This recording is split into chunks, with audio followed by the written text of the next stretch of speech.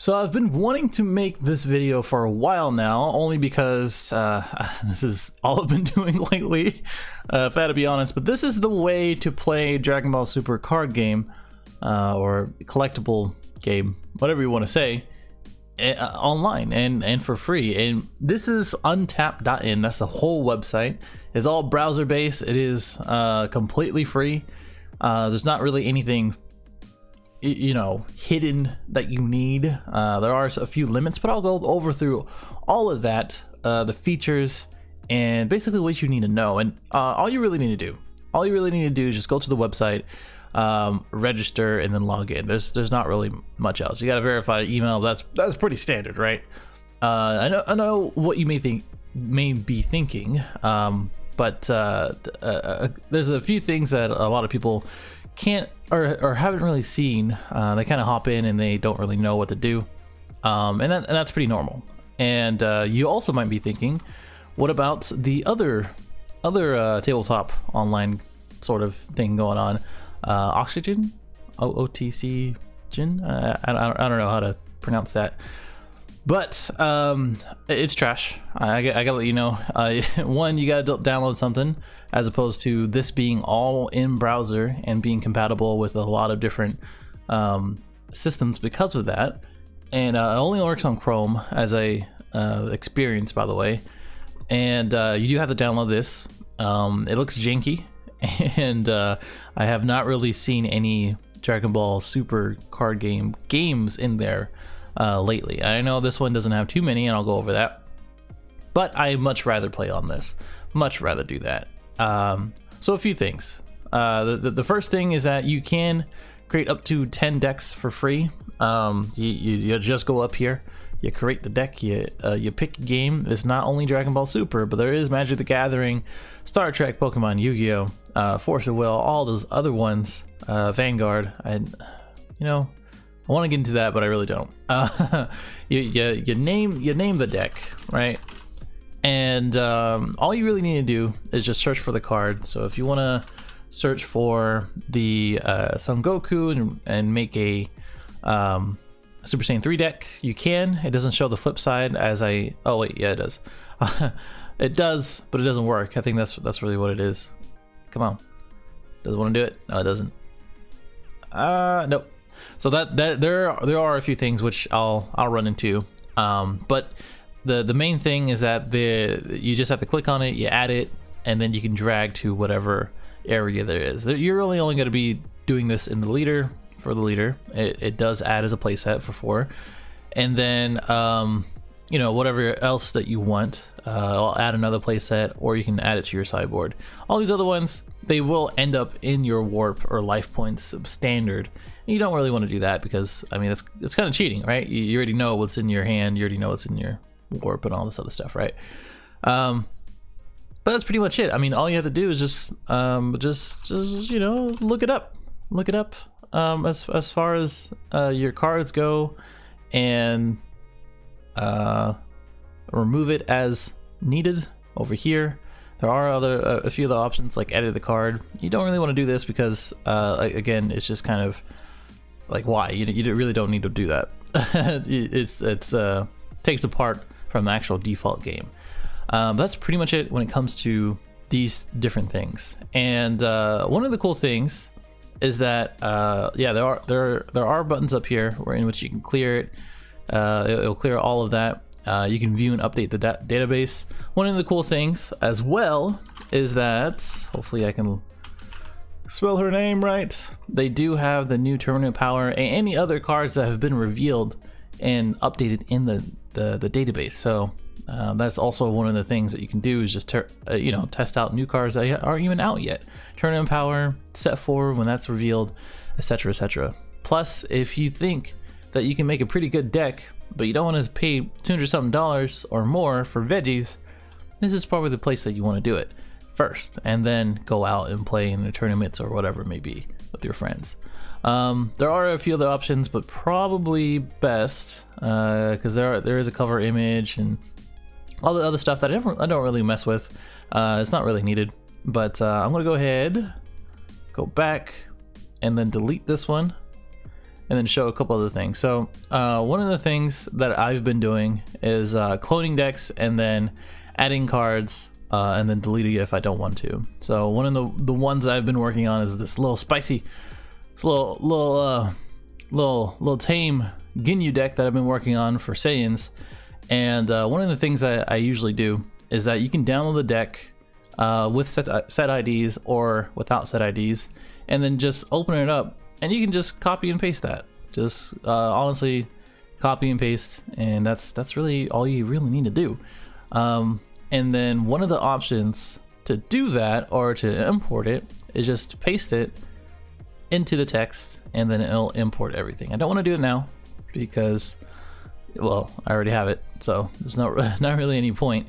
There is also a missing card option, but again, don't really want to do that. And then import from URL. I haven't really done anything with this. I haven't really tested it out, so I can't tell you if it works. But pretty legit. If you want to make something, you don't want to go to Shenron's Lair or DBS decks or whatever it may be, this is probably a good place to do it, and then immediately go into a game and then test it out after you got the list. So very nifty. A bunch of decks that I like playing. You know, nothing new here. Mirror is really the only one that I've been playing recently. Beerus is good, and the Pan deck. Not that you needed to know any of that, but one of the things that you probably need to know is how to play the game. So I'm gonna go ahead and start a game, right? And also, by the way, I didn't mean to skip this, but hey, shout out to the people who have been playing before and adding friends here and been going through some cool games. And that's one of the reasons why I like this platform as well, is that the people who are playing are generally not dicks most of the time, right? I did get one guy who wanted me to call him daddy. If you're watching this, please stop calling me. Please stop asking me to call you daddy. Please stop. But overall, you know, back and forth, and just communication is generally pretty good. I haven't really had a bad experience. When it does fill up and we have more people, hey, I'm pretty sure it'll change. One of the things I did miss here is that when you do start a game, you do have to wait 20 seconds. One of the things it's saying is that if you're sick of waiting, you can power up. You can pay $5 a month for a bunch of stuff. So like custom plate mats, so a background, basically unlimited deck slots since you only have 10, 5 to 6 player games, password protected, and custom deck sleeves are really the major selling points of this. And then the untapped, the $20, I don't really understand. To me, if there's like 10, 15 games going on at a time, and there's more people playing, and there's more, I can't really say features, they're really giving everything that you need to play and more to do it. And that's really about it. I would pay the $5 a month if there's more people and I was more frequent on this. But really good. I prefer in person most of the time anyway. So let's say I wanted to go ahead and play my Pan deck. So I went ahead and selected it. Everything's on the side. You can say what up, fam, YOLO, all this other hype beast language. And basically, the general gist of this is that everything has a hover over and sort of shortcut for everything, basically. And it takes some getting used to at first, and a lot of people do kind of miss a few different important parts, and I did too. I mean, there's nothing crazy. So for instance, if you want to draw a card, you can. If you want to draw multiple, there's an option for that. And if you want to draw a certain amount, because a lot of cards specify that, it'll pop up here and you can say 3 or 4 or 5 or 6 or whatever, right? You can shuffle your deck. The shortcut is V, and I don't know why there's a good game. Thinking. Another game? That's really all you need. That's all you need. You don't need anything else.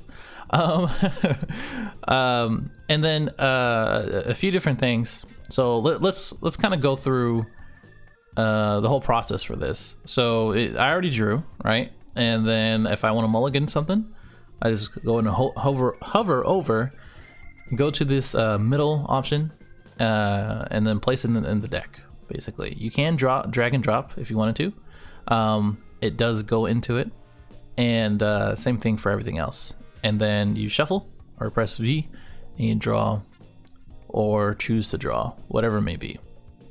One of the things that you can do, not only do you can download the deck into the text option, but you can say play. So let's say one of the ones is like the Whist's 4-drop. If you play 1, you drag it over, and then when you do place energy, which would be a good example to do that, is to go ahead and invert, and it has this little energy icon. So pretty cool. You pivot, and then you tap it, and you start playing. So tap, tap, and you swing. Same thing. One of the things that people kind of miss is the target source option. So the third option, you click it. Obviously, I'm not attacking my own leader, but for instance, it will attack the next one. So pretty nifty, right? You can retap that thing and invert it. I don't know why would you want to do that.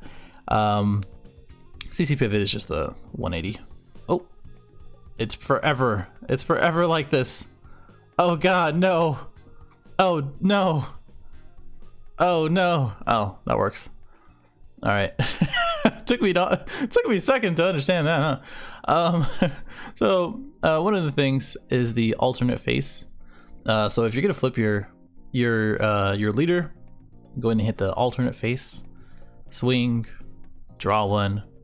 You know the drill. It's pretty easy to understand. The other thing is for drop area is right here. You can place 1 or a number. So let's say if you're playing Max Saiyan, you drop 3. You kind of look at it. You just click on it and you see which ones. Hey, all red. I guess I only get 5,000. That's great. And then that's pretty much the gist of that. Same thing for over here. There's a option to draw from it. If you ever have that option, you can click on it and drag it out. You can warp it, so you can send 1 warp or a single one. So these are individual, a group, and then any other secondary options. And then if you warp it, you do that. And if you're playing mirror, you get to grab it. It's very simple to use. I mean, if you're on a desktop like myself, it's pretty easy. When you're on a laptop, it's a little bit more difficult. Especially if you don't have too many options, but it is pretty easy overall. There's an option to find a card. I didn't see that, so you can see my whole deck here. If you want to play your whole deck, you can go to, where is it?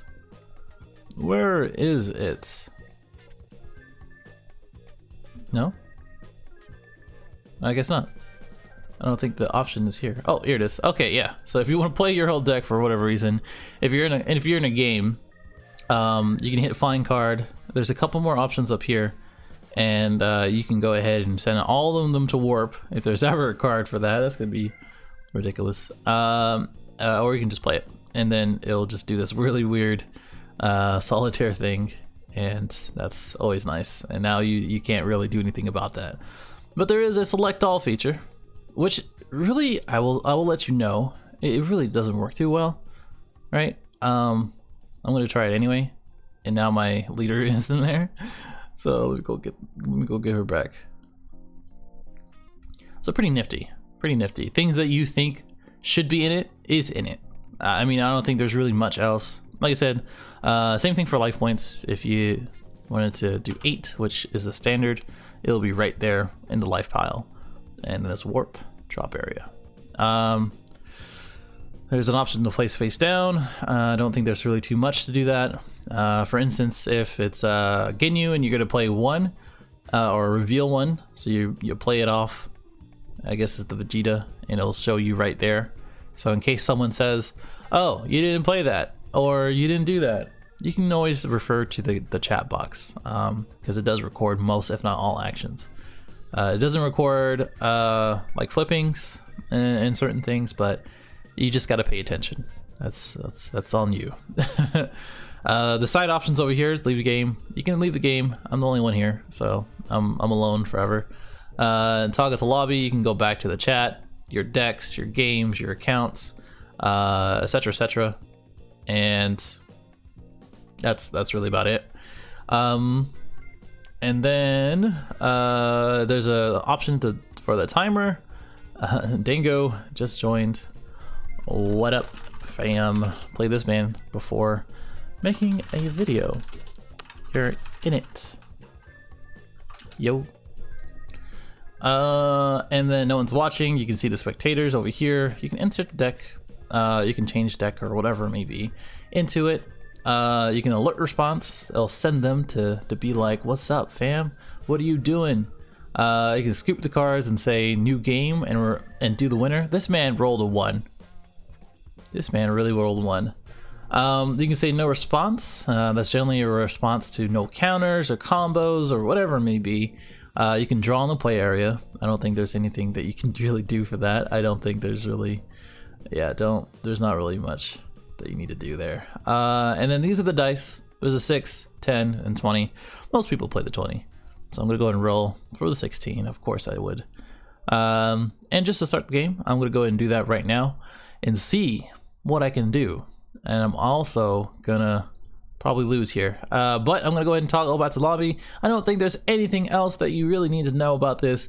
Like I said, I would just hop in, see if you like it. You know, make some cool decks and test it out, and you should be good to go. But for now, I'm gonna go ahead and play this man, and I'll see you in the next one. Thanks.